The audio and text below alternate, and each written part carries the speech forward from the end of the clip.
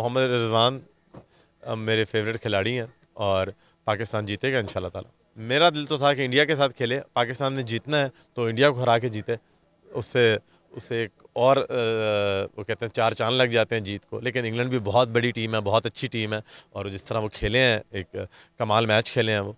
तो match cricket तो cricket ही है और मैं समझता हूँ कि पाकिस्तान इंशाल्लाह जीतेगा। दोस्त फैमिली सारे इकट्ठे होते हैं, हम लोग देखते हैं। इस दफ़ा तो यहाँ पर सेशन के चक्रों में यहाँ पर थे तो फैमिली के साथ नहीं देख सके, तो फाइनल देखेंगे इंशाल्लाह ताला। मेरी तो ख्वाहिश थी कि हिंदुस्तान जीत जाता आज तो अच्छा होता, ताकि इतवार वाले दिन हमारा मुकाबला हिंदुस्तान के साथ होता और हिंदुस्तान को अगर हम हरा देते तो ज़्यादा बेहतर है।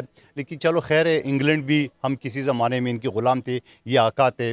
आज इतवार वाले दिन अगर हम साबिक ग़ुलाम साबिक आका को अगर शिकस्त दे तो इससे बड़ी खुशी क्या हो सकती है। आजकल के दौर में, महंगाई के दौर में, इस टेंशन के दौर में क्रिकेट ने और पाकिस्तान के प्लेयर्स ने दुनिया में एक सफ़ीर का किरदार अदा किया है, जो पाकिस्तान फ़ाइनल तक पहुँचे और इंशाल्लाह फ़ाइनल जीत के इतवार वाले दिन तो पूरी दुनिया में पाकिस्तान का नाम मज़ीद रोशन करेगा। हमारी दुआएं इंडिया के साथ थी कि इंडिया आज सेमीफाइनल जीतता, लेकिन अनफॉर्चुनेटली नहीं जीता, इंग्लैंड जीता है। और संडे को मैच है, सबकी तरह मैं भी बहुत एक्साइटेड हूँ।